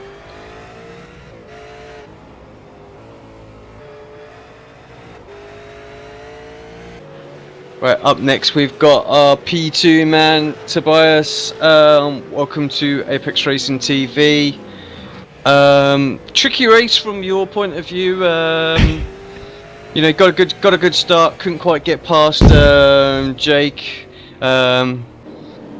Actually, sorry, I'll take that back. I think you got a little bogged down, didn't you, and had a pressure from Sam going into the inside, if my memory serves me right. So, I think that was the all-important thing you needed really to get by Jake in the first turn. Very tricky to overtake here, and then I think stuck a couple of wheels into the gravel, lost a place to Sam, and then decided to go for an early pit stop and get the undercut, which worked quite well. Got yourself back out into second place, but then struggled a little bit to pull any gap and come under pressure for the last sort of 10 minutes of the race there. Yeah, hello Alex. I guess you perfectly summed up my race, except for the point that I maybe miscalculated the fuel a bit, or I thought we would only do 42 laps, and I had to massively fuel save in the end. And yeah, I thought I had good pace at the first couple of laps. Was able to pressurize there Jake a bit, but somehow after 5-6 laps, the front suddenly dropped away, and I started losing time massively. Ran wide in one corner, and then Sam was there sticking his nose in, and tried to defend a few times, hoping the tires would come back, but I had to let him go. And then I followed him and thought about an alternative strategy, and then I came to this fuel saving. I don't know exactly how fast, how much time I spent, I gained in the pit stops. But yeah, the outlap wasn't that good, but in total it's still gained some spots there, and really hope that then the second stint was just looking at the fuel numbers, looking at the remaining time, looking at the distance to Sam. Now, talking about your outlap there, you said, I mean, you caught a little bit of traffic, I think, in the first lap, and maybe a little bit in the second lap as well. But you were able to get past them pretty quickly. Is that the kind of difference that the fresh rubber really makes? Yeah, it's really amazing how at least with my setup, how good the car is in the first couple of laps compared to 15 laps all tires. So I had really no big problem getting past, but I think I closed up to someone who hadn't pitted yet, up to the corkscrew, and then I had to wait until the second last corner, and I don't know how much time it cost me, but I guess it was easily a second. If you're on fresh tires, you could gain so much time through the corkscrew if you couldn't brake without a car ahead, go through the corners afterwards. And yeah, if there's a car, you have to be careful, and could have been better, but I mean, I can't complain. I think today there was no chance to beat Jake there. He had a phenomenal performance, good quali pace, and yeah, the race pace as well. So I didn't really saw him, his tires breaking off. So congrats to him. I'm really happy that I could hold off Stam and Aaron there. Went over the line with, I don't know, 0.2 liters of fuel remaining, and had the first misfiring before the line when I crossed it. So pretty happy with that I could save my second place here. Seems to be a story of the season so far. Jake holding on to his tyres a lot longer than most out there, and definitely seems to be bringing home the victories with that. I mean, is that something the Dayco boys are desperately trying to figure out, how to get some life out of these tyres? Yeah, and at least I don't have that many problems as my brother. He, I don't know, he killed the fronts even more and faster. So I think, I mean, I'm trying not to use the fronts too much, to brake gently, be gently on the brakes, throttle, don't turn into too harsh, don't rush in the corners too fast. But in the end, very difficult for me. Especially when the same setup works at, let's say, Zolder. Everything is fine. I was able to follow Jake and also put some pressure here and there over the whole race. And here it's just dropping off. And yeah, I saw my chances for winning this race basically running away after 6 laps completed. And I knew there's no way. If he doesn't make a mistake or is involved in a crash or something weird happens, there's no way that I'm gonna catch him. So yeah, I try to put in some more work for next week, where we are at Motegi East. So yeah, in the night as well. So how's you're obviously thinking about that one already. What's the mindset then for that track? Yeah, I hope it's. I mean, the V8 is a bit different there, or totally different with the tires compared to the GT3. So I guess the colder temperatures at the night should be beneficial for us with the V8. It's not like on ice on the first couple of legs like the BMW, for example. So I hope I can spend some more time on the track there without having to prepare for the Premier Series as well. That a lot of us guys here are running tomorrow, so I had to do some laps at Road Atlanta in parallel. But yeah, so I'm pretty happy with the result here. And Alex, yeah. He did a good he had a good race, solid race. He had some problems. I don't know if you want to drag him up as well. Maybe he doesn't even want to, but he had some problems with his wheel, with his pedals, and yeah, I hope we will fix this for the next race, and he can be up in the top 10 again. Let's just drag him up very quickly. Hi Alex, sorry to do a joint interview again on you. Hi. But your brother was just letting us know that you had some wheel trouble out there today. Just wonder if you can sort of let us know what that was about. It started with my new rim. Did some disturbing noises in all the right-handers. For example, turn 2 and after the corkscrew and the second last corner. And watching the replay, I've seen that my throttle sometimes was only about 95 or even less %. Yeah, so all sorts of problems out there then. We're quite used to seeing you sort of fighting well in the top 10 actually in the recent weeks, so it was a bit of a surprise to see you struggling out there today, but that makes a bit of sense. I was surprised too. What can you do to get that sorted, ready for Motegi? I've just seen opening the connectors and push them together from the pedal to the wheel, fix that problem. Yeah, let's just hope that it doesn't happen in the Sim Racers Pit Talk Asia series. Yeah, by testing the GT3 on Virginia, I've had this problem yesterday too, and I was wondering how could I drive a few seconds faster, and then fixing this issue, and then I could drive this seconds faster. Yeah, very odd. So, well, hopefully that doesn't play you up anymore for the rest of this season, and later on in the Pit Talk Asia GT Championship. Right.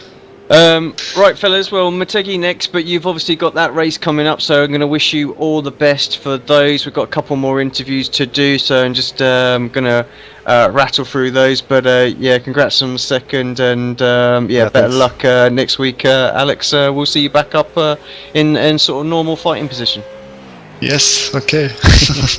Cheers, fellas. Enjoy the rest of your weekend. Yeah. Thank you. Bye bye. Right, let's quickly drag in Sam Sutton. Sam, thank you for waiting so patiently down there.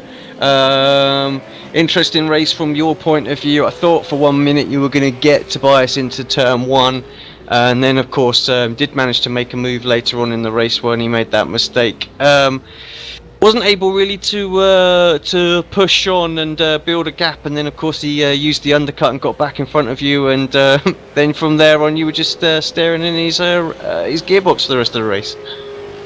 Yeah, it seems to be a theme recently. I just keep staring at the back of Tobias's car. It's a bit ugly. I want to get out of the way, but no, I haven't been able to get that long run feel around here this week, just due to kind of limited practice. But it was definitely a good fight with Tobias. Kind of just threw it in there when I passed him early in the race before the pit stops, and I figured if he's going to stay behind me, he'll stay behind me if he wants to. So I just held station, and it was really just a race of the guy behind me just never left me alone, so I had a mirror full of car all race. Yeah, we touched on that in the commentary actually, that you really weren't able to focus on the guy in front. Always had to keep a little watchful eye on I think it was Kurt at one point, and then it was Aaron in the second half of the race. I mean, it's difficult to overtake here anyway, but then with that added pressure of having to make a move at the right time that's not going to cost you a place, pretty much impossible to pass? Yeah, it was really weighing up the option when I was close to Tobias, so I know if no one's behind me I can easily throw it down the inside here and not lose a place, but with Aaron right there, it's kind of like, no, I'll just sit here, because Aaron is known in my little world to kind of throw it down there a bit. He's a bit of a dive bomber, a bit like me to some respect, but with him behind me, it's just that there's always that thought of, if I do this, he'll just sneak it down in there, so just a bit cautious really. Yeah, I mean, it was a great battle to watch between all your guys throughout the race. So, I mean, at the start of the race, I picked you as my driver to actually win it. I just have seen some good race pace from you in so far this season, and I felt that the front two are going to get together at some point, but that didn't happen. But race pace pretty much there. Is that something that you work on? You say you struggled a little bit this week, but throughout the season, you've seemed pretty quick. Yeah, quality's never been really my strong suit, which has hurt me in championship fights, so I generally do rely on my race pace, and it's been up there a bit. Generally towards the Sunday night and Monday night in the official races, I'm a bit quicker with Jake, but he just has something on a Saturday night. I don't know what he does, whether he just doesn't sleep all week and drives the car, but he's just a beast on a Saturday night, and you just can't catch him. Well, up next we've got Motegi in the night, so what are the challenges for that? How do you go about setting up for that? Because completely different kind of conditions. Yeah, it's a bit more of a stop-start circuit than Laguna Seca, so we're going to be probably going to run it a little bit softer, just to get more mechanical grip.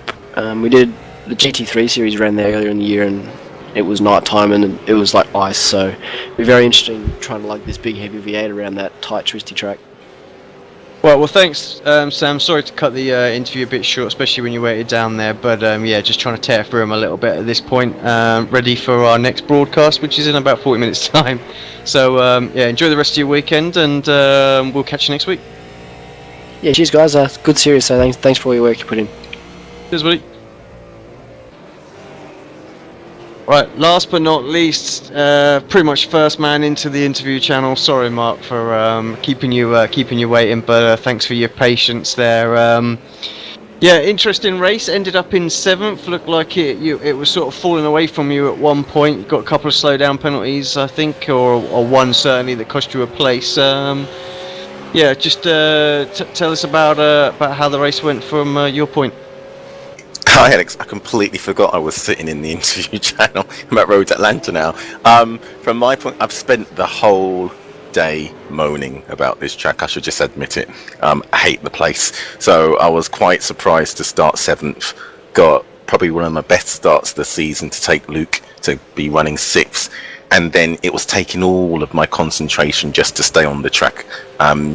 And then I've been moaning about my poor teammate. He just sent a few private messages during the race, and every time they came through, I'd be at the worst apex possible for a private message and lose time or get an off track. And we were just talking about it in the green room as well, that for some reason during the race, TeamSpeak kept pinging us as though we were having private text messages as well. So it was a good fight with Luke and Vincey, but yeah, I threw away the places. I made a bad strategy call when it came to the pit stop as well. So to finish where I finished, it's like clutching something from the embers of some fire. So I can't complain. I can't complain really. Well, Motegi next week, better track for you or not? Yeah, I love that track in this car. I'm hoping that with the builds we got for this season and the upgrade to the tyres, that we'll have a bit more grip as well. It really seems to suit this car, so I'm kind of pledging that I'm going to stop moaning this season as well. I was moaning in the interview last week as well, so I've got to cut it out. Well, good luck for next week, mate. Sorry this is pretty short. Just running a bit short on time now. But yeah. Congrats 7, still good result. Does good for the championship, and yeah, hopefully you can go a little bit better at Motegi. Yep, no, not a problem. And all the best out to Shane and his family, because that was another reason why I actually did run this race, because of the Runfortina. Otherwise I'd have left it in the garage. So all the best for his fundraising, and thank you guys for a great series again. Cheers, Mark. Thanks very much for that, mate. We really appreciate it. So, look, thank you very, very much from the bottom of all our family's hearts. Yep, not a problem. Cheers, Mark. Right, Shane, I have to say, I mean, as far as the race went, pretty close and exciting. Not kind of the overtakes that we wanted to see, but nevertheless, still some good, hard-fought battles out there.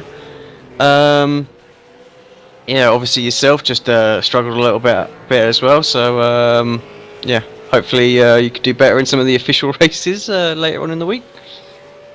Oh yeah, here's hoping that. Well, look, the race was quite good, wasn't it? I mean, there wasn't the overtakes that we were looking for, but there was still a lot of nose-to-tail action, which is still quite good to see. So the fact that we had a number of battle packs running at the same time along the circuit was really good. Well, let's hope for more of that at Motegi.